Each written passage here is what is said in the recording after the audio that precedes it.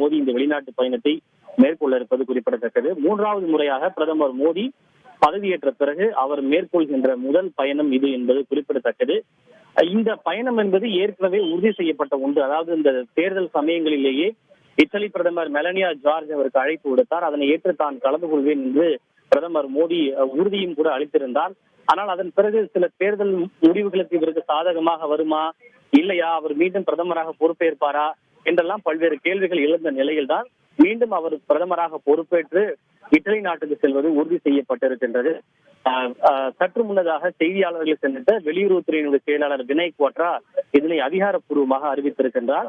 குறிப்பாக ஜூன் 13 முதல் 15ஆம் தேதி வரை G7 நாடுகளுடைய அந்த மாநாடு என்பது அங்கு இத்தாலியிலே நடைபெற இருப்பது குறிப்பிடத்தக்கது. இந்த G7 நாடுகளில் இந்தியா உறுப்பினராக இல்லை என்பதும் குறிப்பிடத்தக்கது. G7 நாடுகளை பொறுத்தவரை Canada, France, German, Italy, Japan